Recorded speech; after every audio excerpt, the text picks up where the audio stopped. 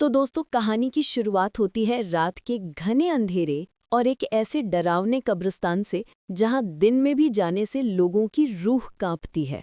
और यहाँ कौन है? हमारा हीरो, हमारा अंगद, अकेला, तन्हा, डरा हुआ। चारों तरफ सूखी पत्तियों की सरसराहट, उल्लू की डरावनी आवाज और ठंडी हवा के झोंके जो सीधे हड्डियों तक को कंपा दें। माहौल इतना खौफनाक है कि बड़े से बड़ा सूरमा भी यहाँ हनुमान चालीसा पढ़ने लग जाए। अंगद के चेहरे पर डर और कन्फ्यूजन साफ साफ दिख रहा है। आखिर वो यहाँ कर क्या रहा है? वो आया है उस एक नाम की पहेली को सुलझाने जो उसकी होने वाली दुल्हन मिताली की जुबान पर था, बंटू। याद है ना आपको, कैसे रेस्टोरेंट में मिताली ने अजीब हरकतें की थी? बस उसी बंटू का राज जानने अंगद यहाँ तक पहुंचा है। अंगद धीरे धीरे एक एक कदम फूंक फूंक कर रख रहा है। उसकी आंखें चारों तरफ किसी सुराग को ढूंढ रही हैं।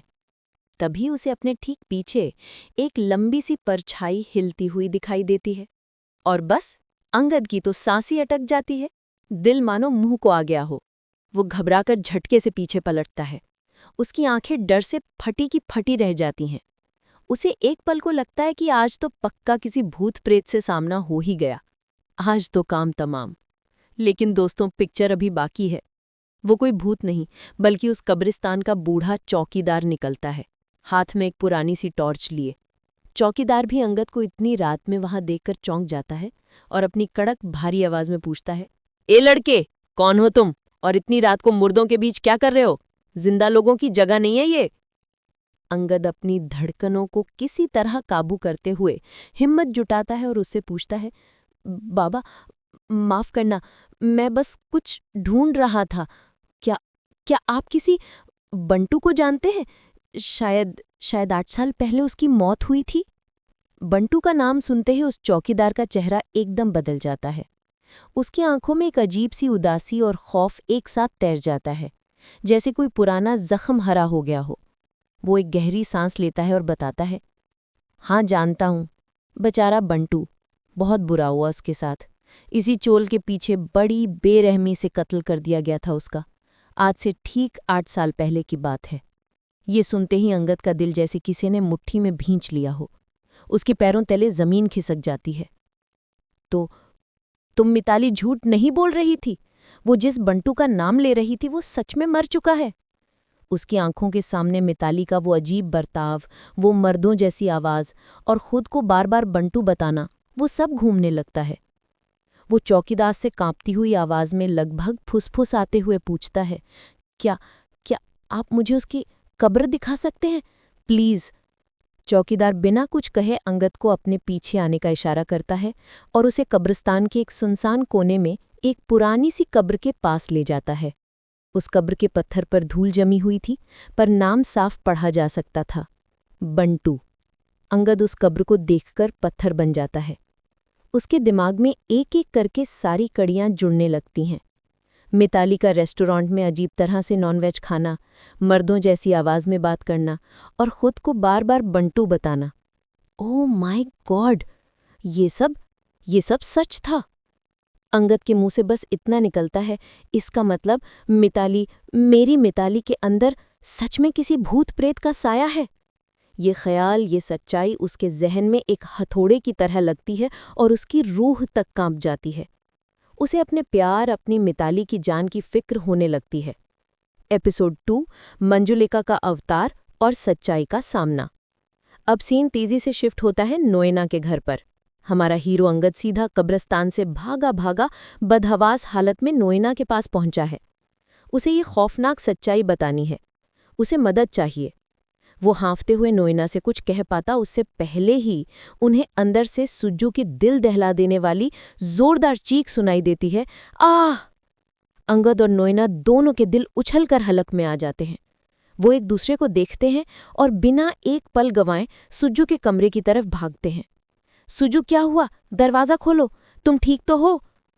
कमरे में पहुंचकर जो मंजर वो देखते हैं वो किसी हॉरर फिल्म को टक्कर दे सकता है। सुज्जू कमरे के एक कोने में खड़ी बुरी तरह डर से कांप रही है। उसकी आंखें फटी हुई हैं और उसकी कांपती हुई उंगली कमरे में रखी एक ऊंची सी अलमारी की तरफ उठी हुई है। अंगद और नोएना की नज़रें जैसे ही उस अलमारी पर पड़ती हैं, उनकी तो दुनिया ही घूम जाती है। दोस्तों, जो उन्होंने देखा उसे शब्दों में बयान करना मुश्किल है। मिताली, जी हाँ, हमारी प्यारी नाजुक सी मिताली एक बेहद अजीब और डरावनी पोजीशन में किसी जानवर की तरह चारों हाथ पैर मोड़कर उस ऊंची सी अलमारी के ऊपर बैठी थी, बिल्कुल मंजुलिका की तरह। उसके बाल पूरी तरह बिखरे हुए थे, उसकी आंखों में एक अजीब सी शीतलता और गुस्सा था, और वो इन तीनों को ऐसे घूर घूर कर देख रही थी जैसे अभी हमला कर देगी। अंगद, नोएना और सुज्जू तीनों के तीनों डर के मारे अपनी जगह पर जम जाते हैं। उन्हें अपनी आंखों पर यकीन नहीं होता। ये उनकी मिताली नहीं हो सकती, ये कोई और है, कोई भयानक साया। तभी मिताली एक डरावनी खून जमा देने वाली नज़र उन पर डालती है और खटाक, वो अलमारी के ऊपर से ऐसे कूदती है जैसे कोई इंसान नहीं बल्कि कोई जंगली जानवर हो, बिना किसी सहारे के, बिना किसी डर के। ये देखकर तो तीनों की हालत और भी ज़्यादा खराब हो जाती है।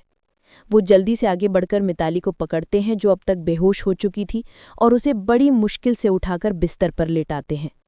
सुज्जू तो अपनी बहन की हालत देखकर ज़मीन पर बैठकर फूट फूट कर रोने लगती है। ये मेरे मिताली को क्या हो गया है? मेरी बहन को क्या हो गया है? ये ऐसे क्यों कर रही है? अब अंगद के सब्र का बांध टूट जाता है। अब और छुपाना नामुमकिन था। वो नोएना और सुज्जू को पास बिठाता है और बताता है, मैं जानता हूं ये क्या हो रहा है। ये कोई दिमागी बीमारी नहीं है। उस दिन रेस्टोरेंट में भी मिताली ने अजीब बर्ताव किया था। वो बार बार बंटू का नाम ले रही थी। मैं अभी कब्रिस्तान से आ रहा हूँ और मुझे पता चला है बंटू की 8 साल पहले बेरहमी से हत्या कर दी गई थी। मुझे पूरा यकीन है बंटू की आत्मा, बंटू का भूत मिताली के शरीर में है। ये सुनकर नोएना और सुज्जू के होश उड़ जाते हैं। सुज्जू तो नहीं नहीं कहकर रोने लगती है। नोएना डरते हुए एक आखिरी उम्मीद के साथ अंगद से पूछती है, अंगद, इन सब की वजह से तुम मिताली से शादी करने से मना तो नहीं कर दोगे ना? प्लीज उसे छोड़ना मत। और यहीं पर हमारा हीरो अंगद सबका दिल जीत लेता है। अंगद सुज्जू को संभालते हुए कहता है, नहीं नोएना, आप ऐसा सोच भी कैसे सकती हैं? मैं मिताली को ऐसे हाल में कैसे छोड़ सकता हूँ? वो मेरा प्यार है, मेरी जिम्मेदारी है। अगर ये सब हमारी शादी के बाद हुआ होता तो क्या मैं उसे छोड़ देता? नहीं, हम मिलकर इसका सामना करेंगे। हम उसका इलाज करवाएंगे। मुझे पता चला है चौल के पास एक तांत्रिक बाबा रहते हैं जो इन चीज़ों का इलाज करते हैं। हम कल ही मिताली को उनके पास ले जाएंगे, वो ठीक कर देंगे, मुझे यकीन है।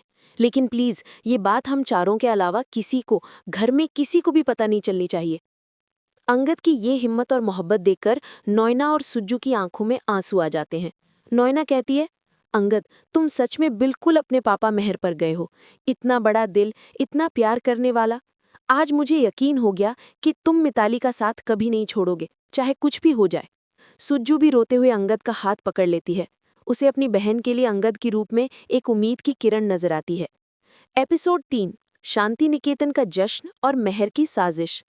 अब जरा सीन को पलटते हैं। एक तरफ जहां ये खौफनाक ड्रामा चल रहा है, वहीं दूसरी तरफ शांति निकेतन में क्या हो रहा है? अरे भाई, वहां तो जश्न का माहौल है। शहनाइयां बजने को तैयार हैं। घर को गेंदे और गुलाब के फूलों से ऐसे सजाया जा रहा है जैसे कोई दुल्हन हो। आखिर घर के लाडले बेटे अंगद की मेहंदी का फंक्शन जो है, पूरा वीरानी परिवार बहुत खुश है। नाच गाने कर रहे हैं, हंसी मजाक चल रहा है और फंक्शन की तैयारियों में जोर शोर से लगे हैं। तभी मेहर तुलसी के पास आते हैं और एक फॉर्मल सी स्माइल के साथ कहते हैं, तुलसी, आज शाम मेहंदी के फंक्शन में नोएना और उसके गेस्ट भी यहीं आ रहे हैं। मैंने उन्हें इनवाइट कर लिया है। ये सुनकर तुलसी के चेहरे पर एक सच्ची मुस्कान आ जाती है। वो खुश हो जाती है कि चलो इस बहाने दोनों परिवार एक साथ मिलकर खुशियां मनाएंगे, गिले शिकवे दूर होंगे।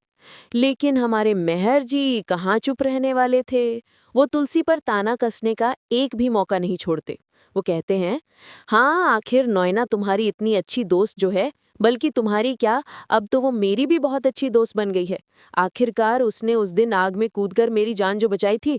कुछ लोग तो घर पर मौजूद भी नहीं थे। मेहर का ये ताना एक जहरीले तीर की तरह सीधा तुलसी के दिल पर लगता है।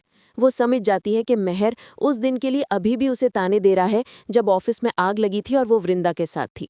खैर, बात आगे बढ़ती है और मेहर पूरे परिवार को डाइनिंग टेबल पर इकट्ठा करते हैं। वो कहते हैं, मुझे आप सबसे परी के बारे में एक बहुत ज़रूरी बात करनी है, एक फैसला जो मैंने लिया है। सब लोग चौंक कर मेहर को देखने लगते हैं। मेहर कहते हैं, देखिए, अंगद की शादी में बहुत से मेहमान आएंगे, रिश्तेदार आएंगे, तो जाहिर है वो लोग परी की टूटी शादी के बारे में बातें बनाएंगे, कानाफूसी करेंगे। और मैं ये हरगिज नहीं चाहता कि मेरी बेटी को किसी की कड़वी बातें सुननी पड़े या उसे नीचा देखना पड़े। इसलिए मैंने एक फैसला किया है।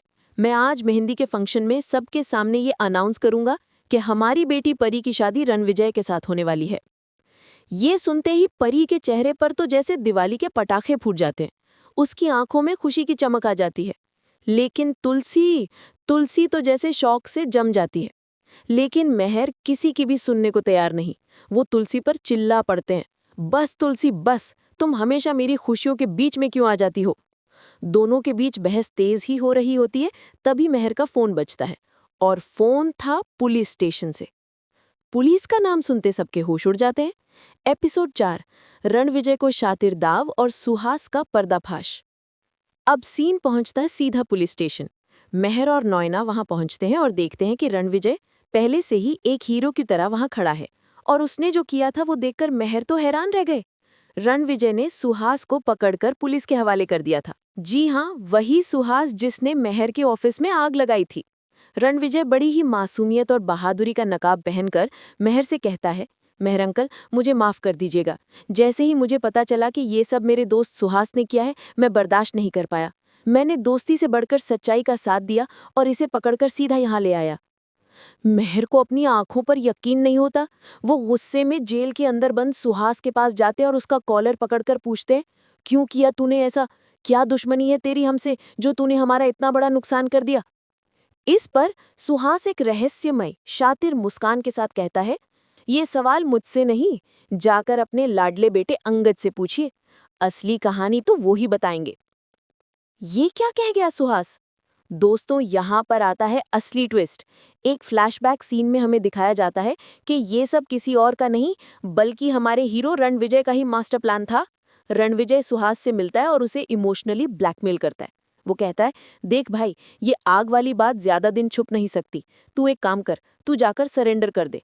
अगर तू फंसा तो मैं भी फंस जाऊंगा और फिर मेरी और परी की शादी कभी नहीं हो पाएगी।